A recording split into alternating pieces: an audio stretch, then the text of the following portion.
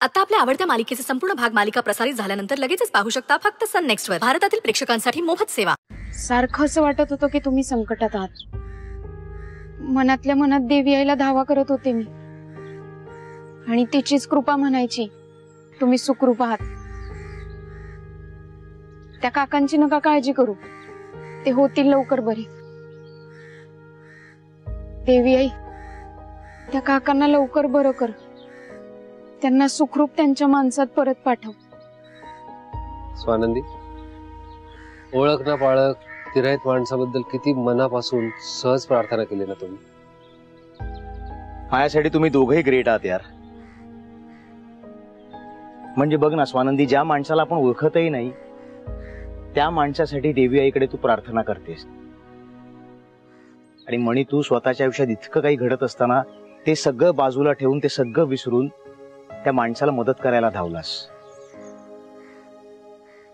आणि मी बघ असो. ऐक ना म्हण्या, हे सगळं सोड, तू चल ना यार घरी. घरी सगळे तुझी खूप काळजी करतायत यार. नाही सुजित, मी परत येण्यासाठी ते घर सोडलं नाहीये. मी खूप विचारपूर्वक शांतपणे निर्णय घेतलाय आणि मला असं वाटतं हाच निर्णय आपल्या सगळ्यांसाठी योग्य आहे. सोड ना म्हणी, तुला माहिती आहे ना मॉमला तू नाही आवडत. ठीक आहे, या गोष्टीसाठी तू घर सोडून जाणार आहेस का? सुजित, नको फोर्स करू प्लीज. आणि खरं सांगू का, मी हे सगळं का करतोय? कारण त्या घरात मला तुझ्याशिवाय करमणार नाही. खरंच अरे, ऑलरेडी माझ्या हातून इतका चुका झाल्या आहेत. त्यानंतर मला तुझी गरज आहे. डॅड जे म्हणतात ते आत्ता पटतंय मला. म्हणजे खरंच तू माझ्या मोठ्या भावासारखा आहेस. तू होतास तोवर तुझं महत्व कळलं नाही, पण आता तू नाहीयेस म्हटल्यानंतर खूप खूप एकटं वाटतंय मला त्या घरात. I am feeling so lonely म्हणी. म्हणून म्हणतोय तू प्लीज ये ना माझ्यासाठी तरी, प्लीज. स्वानंदी, तू तरी समजावून नाही राहिला. बाई यार, जगाच्या पाठीवर मी कुठेही जाऊन राहिलो तरी तुझं माझं जे नातं आहे ते तसंच राहणार आहे. त्यासाठी मी घरी येऊन राहण्याची काहीच गरज नाही. फक्त हाक मार, मी नाही आलो तर मग बोल. आणि तुम्हाला जे वाटतंय मी बाईसाहेबांमुळे घर सोडलंय तर तसं अजिबात नाहीये. उलट त्यांचे आभार मानायला हवे. त्यांच्यामुळे मला रिअलाइज झालं किती दिवस मी साहेबांच्या पंखाखाली राहणार आहे. मला एक दिवस माझा मार्ग, मला माझा रस्ता शोधावाच लागणार आहे ना. आणि सुजित, मला याची जाणीव झाली. नका काळजी करू. एका अर्थी बरं आहे ना मी ते घर सोडलं. आता तुम्ही तिघं आनंदाने राहा. नको काळजी करू.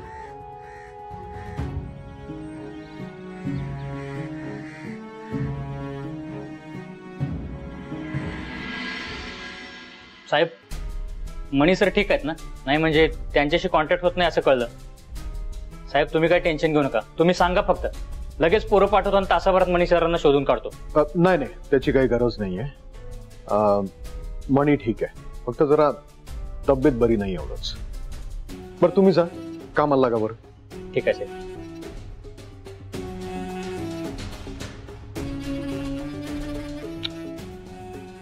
सुजितचा फोन कसा आला नाही अजून?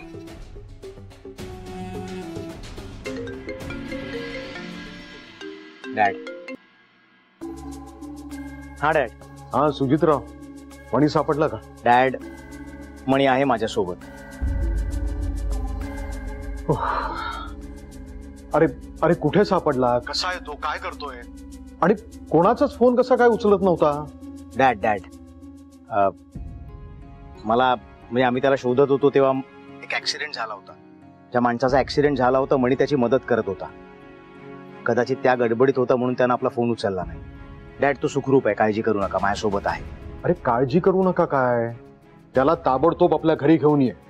त्याला म्हणावं मी सांगितलंय. नाही, साहेबांचा आदेश आहे असं सांग त्याला. डॅड, मी त्याला खूप समजवण्याचा प्रयत्न केला पण तो काही ऐकतच नाही. डॅड, तुम्हीच बोला त्याच्याशी. दे फोन.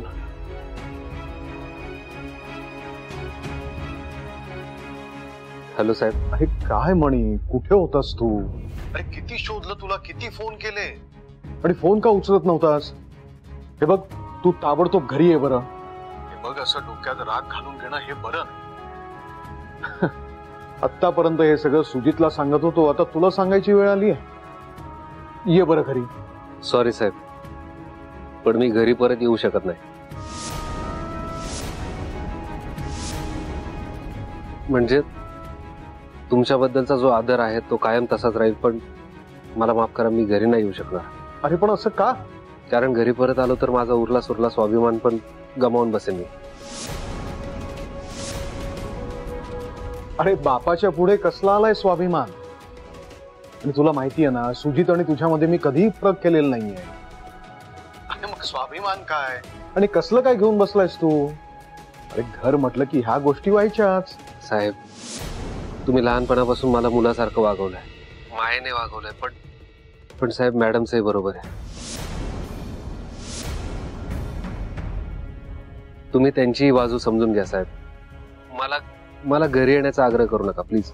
अरे मणी, शालिनीचा स्वभाव तुला माहिती नाहीये का?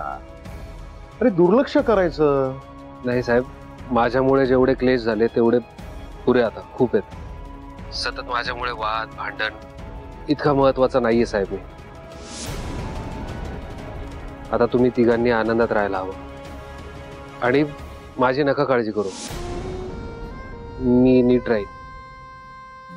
तुम्ही आजपर्यंत जे केलं ते खूप आहे माझ्यासाठी, कायम लक्षात राहील.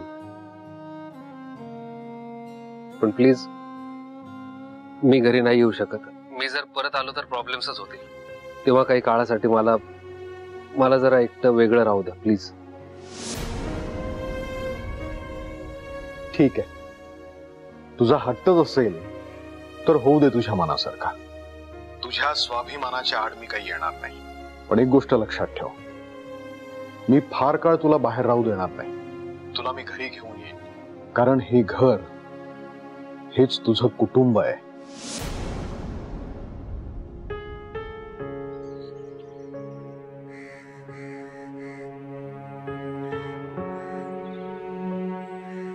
तूही आता घरी जा. साहेबांची आणि बाईसाहेबांची काळजी घे.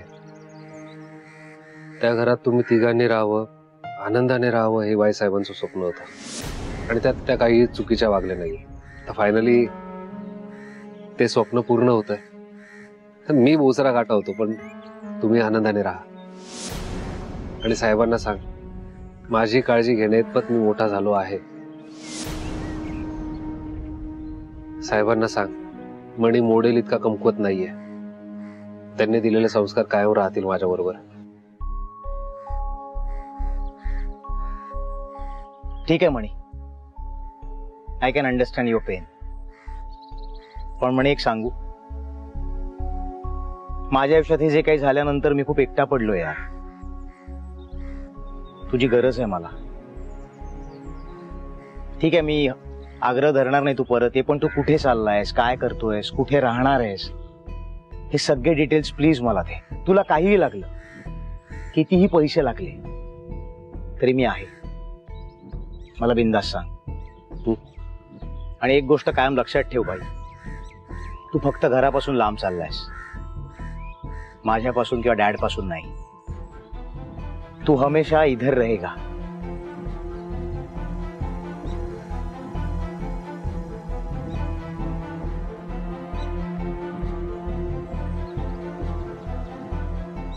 आणि काही लागलं तर वेळ न बघता मला कॉल कर. निघतो. स्वानंदी, थँक्स. एका फोनवर तू माझ्यासोबत यायला तयार झालीस. काळजी घे.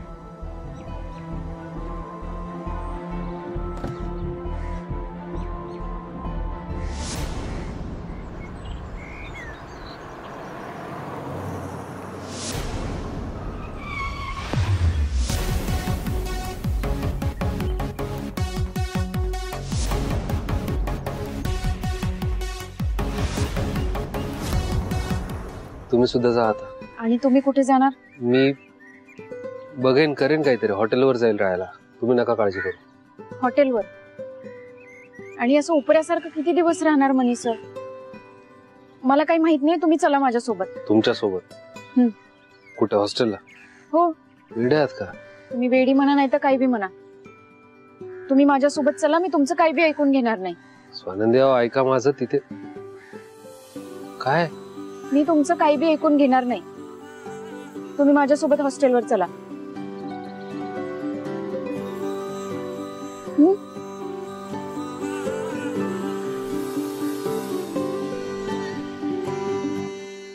स्वानंदी,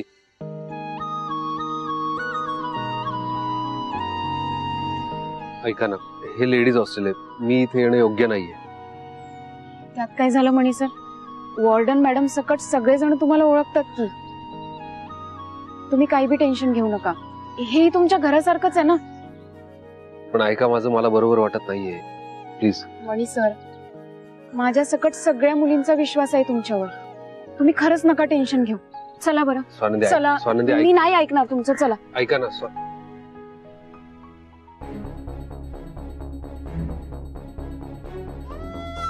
झाली का साफसफाई करून?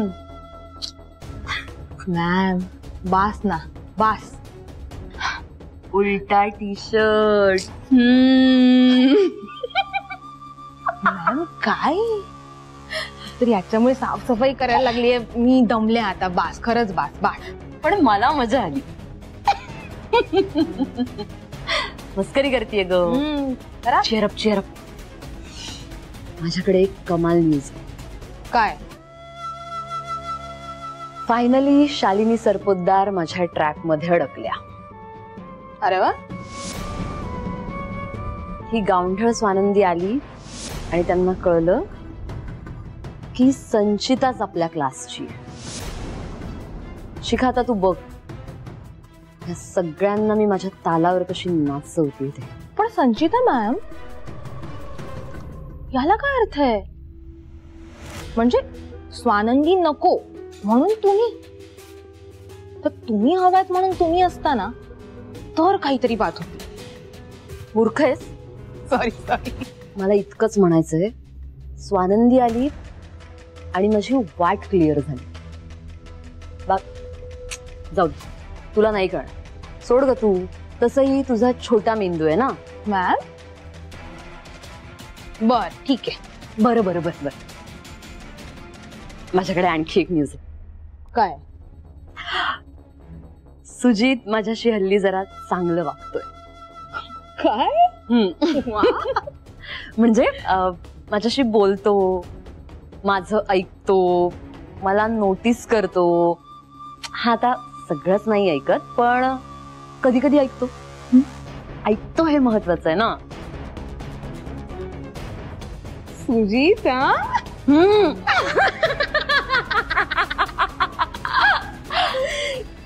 हो चला, तुम्ही नका काळजी करू. चला.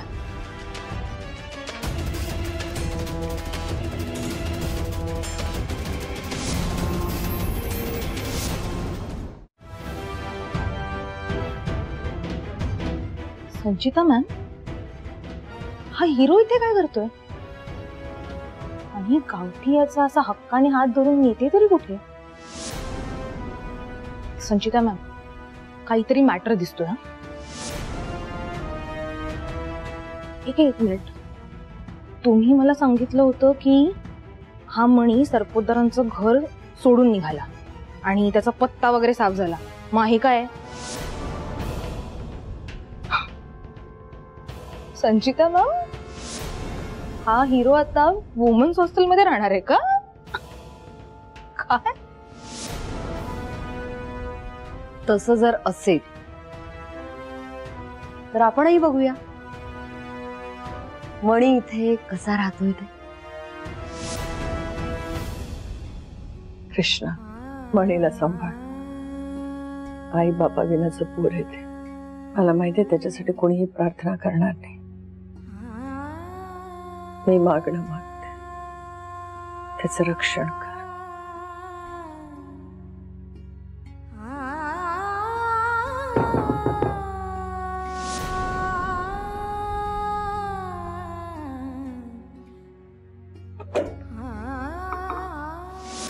मणी, ठीक आहेस ना? आते आते आत या.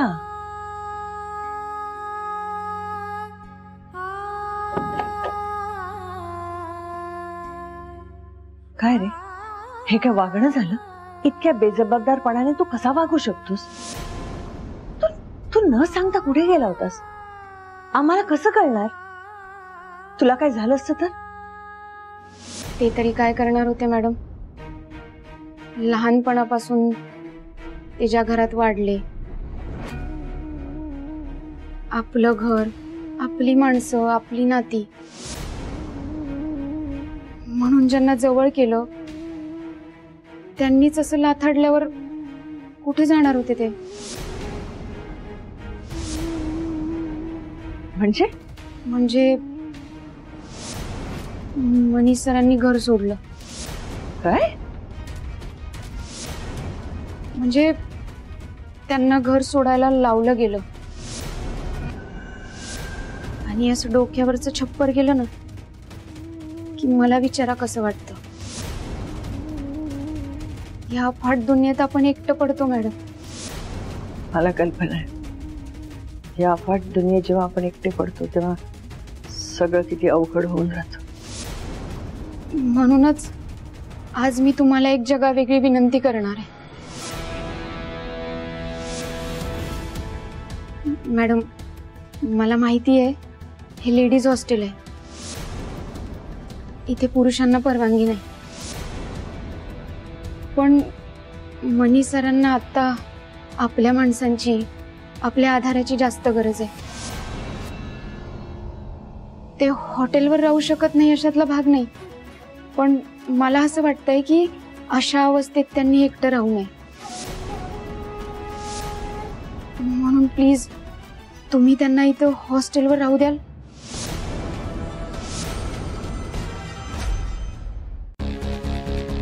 थोडं महत्वाचं बोलायचं होतं म्हणून तुम्हाला इथे बोलावलं. तुम्ही पाहताय ना इथे काय चाललंय. स्वानंदीने कुणाचीही परमिशन न घेता, कुणालाही न विचारता एका मुलाला आपल्या हॉस्टेलमध्ये आणलं. आपल्या हॉस्टेलमध्ये असं चालतं? तो मणी जो अधूनमधून येत असतो ना, Swanandi warden ma'am, Swanandi warden ma'am करत, तो आता इथे कायमचा राहायला येणार. चालणार आहे तुम्हाला? आणि तो काय वॉर्डन मॅमचा लाडकाच आहे. आधी कौतुकाने यायचा, आता हक्काने येणार. चालणार आहे? मुद्दा काय? मुद्दा आपल्या सेफ्टीचा आहे. कार्तिकी, अगं ये ना, ये थोडं महत्वाचं बोलते. ये. सॉरी कार्तिकी, मी स्वानंदी बद्दलच बोलते. सॉरी, तुला वाईट वाटेल, ती बहीण आहे तुझी. पण स्वानंदी आपल्या हॉस्टेलमध्ये मणीला घेऊन आली. आपलं विमेन्स हॉस्टेल आहे ना, इथे मुलं अलाव नाहीये. मी तेच यांना सांगत होते की मुद्दा आपल्या सेफ्टीचा आहे. आपलं हॉस्टेल आहे त्यामुळे आपण कशाही बागडत असतो इथे. का? कारण तेवढी मोकळी काय इथे आपल्याला, मुलीच असतात ना. आता एखादा बाहेरचा म्हणण्यापेक्षा एखादा मुलगा इथे आला तर आपल्याला सेफ वाटणार आहे का? आपण आधीसारख्या वावरू शकणार असतो इथे? आणि मुळात का विमेन्स हॉस्टेलमध्ये मुलांनी काय यावं? तुम्ही विचार करा, तुम्ही सांगा मला, सेफ वाटेल का तुम्हाला? आता मगाचीच गोष्ट, एक मुलगा शिखाच्या रूम मध्ये रात्रभर होता म्हणून तिला केवढी शिक्षा केली मॅमनी. चुकीचंच आहे ना. मग आता स्वानंदीला काय शिक्षा करणार? तिने काय वेगळं केलंय? तिने सुद्धा सेमच केलेलं आहे. स्वानंदीला सुद्धा शिक्षा झाली पाहिजे ना. प्रश्न आपल्या सेफ्टीचा आहे. कार्तिकी, बरोबर बोलते ना मी? नाही म्हणजे माझं काही चुकत असेल तर सांग बाई मला. मणी, हे मुलींचं हॉस्टेल असलं तरी तू आमच्या हॉस्टेलला तुझं घर समजू शकतोस. मला माहिती तू आमच्यासाठी खूप काही केलंस, म्हणजे कधीही हात आखडून नाही ठेवलास तू. मला अजूनही आठवत आहे, पावसाळ्यात हॉस्टेलच्या लाईट्स गेल्या होत्या आणि त्या धो पावसात तू इलेक्ट्रिशियनला शोधून आणलंस आणि तू प्रत्येक वेळी आमची मदत केलीस. आणि आता तुला मदतीची गरज आहे. तू या हॉस्टेलमध्ये राहू शकतोस, अगदी आपलं घर समजून राहू शकतोस.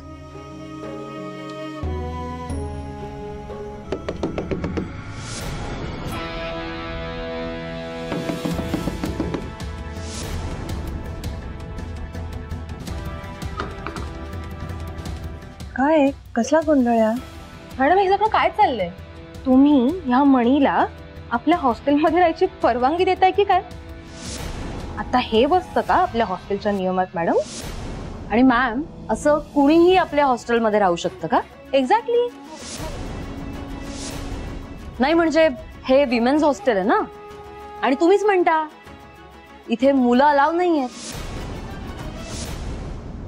तुम्ही मगाशी शिखाला किती बडबडलात, म्हणजे मला कळत नाहीये आता हे सगळं कसं चालणार आहे ना. म्हणजे आमची काही प्रिव्हसी वगैरे आहे की नाही? काय बरोबर आहे ना? बोला. हो मॅडम बरोबर बोलते.